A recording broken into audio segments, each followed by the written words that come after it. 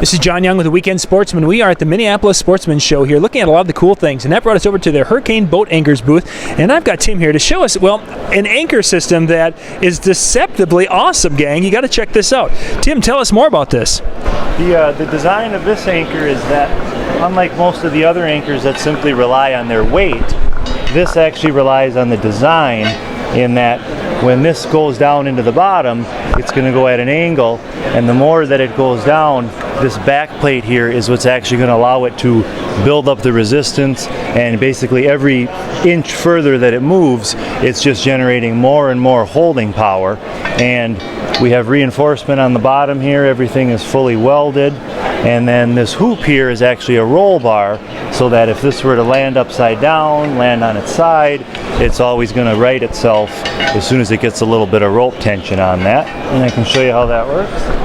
Yeah, I mean, I don't think people would be able to grasp without the demonstration. This is really cool. Sure.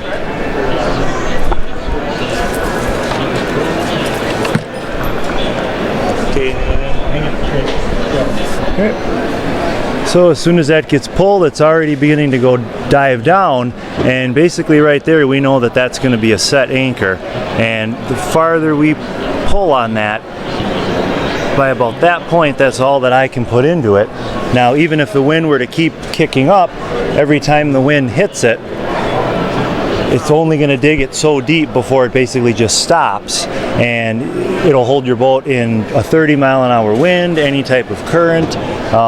Just the holding power can always be increased, because basically the more tension that gets on it, the more that it's just going to build up. Even if this thing is totally buried more than what you see it as right now, it's very easy to release, because as you're drawing in the line, you're actually going to be moving the boat towards the anchor, and the line will look something like this, and right about the time you're straight above it, all you have to do is give it a simple little lift, and it's going to just pop right out. And that's again part of the design, because it's not relying on it going 3 or 4 feet below the surface, getting stuck in weeds, rocks, anything like that. It's basically just kind of working on, say, the top 10 inches of the surface, and that just gives you a lot more reliability in the setting, but then also the pivoting, because if we're not 3 feet below the surface, we can now pivot a lot easier as the wind shifts, and that's just going to make life a lot easier.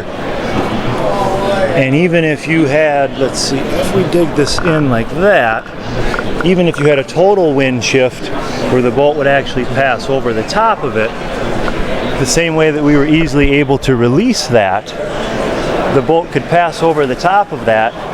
It'll go up onto its roll bar, and as we give it a little more pull, it would actually flip itself over like this. As soon as it gets a little bit of pull, it's just going to have no choice but to flip right back over and reset itself. So very easy to use. Basically just drop it once, put your boat in reverse, and that thing's going to set pretty much every time and still be easy enough to release. Now, Tim, what happens if it lands right like that? If it lands, how does it get right itself? Just like that? Yep. Well, basically, however it lands, wherever the boat goes, as soon as it gets the rope tension, it's going to just put it right down. And I can show you on the floor. Yeah, let's take a look at that. Might be easier to see. As this is getting lowered, it's actually spinning below the water. You just usually can't see it. So it might land like that. And if there's no wind or current right away, there's a chance it might sit like that on the bottom for 10 seconds, 30 seconds, whatever. But as soon as it gets a little pull, it's just going to have no choice but to just flip itself right back over. And then the same thing like we were showing with the wind, if we were anchored in this way and the boat passed over the top, it would pop it loose, and that's when you would see basically your 360 degree wind rotation. Something like that.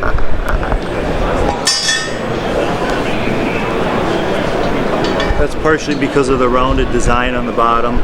The roll bar is wider than the anchor, so that whenever that's on its side, it just basically has no choice but to always flip itself over.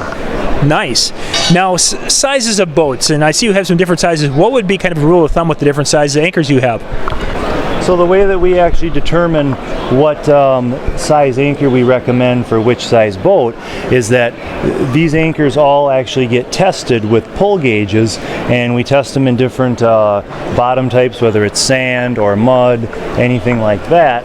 So basically each anchor size has been tested, and once we know how much poundage it can actually hold, then we reference this chart, and this chart was something that the American Boating Council had come up with, and it's a very good guideline to just let you know what you actually need to hold your particular boat size in whichever wind you're in. So this medium anchor, for example, which is our most popular seller, we recommend that for boats approximately 20 to 27 feet. And the way that we arrived at that number is that if we reference our chart here, we always want to base it off this 30 mile per hour wind column, because that's kind of assuming like a worst case scenario, that if you go out on the average day and it's a 10 or 15 mile an hour wind and the wind kicks up, you always want to purchase your anchor in the 30 mile per hour category.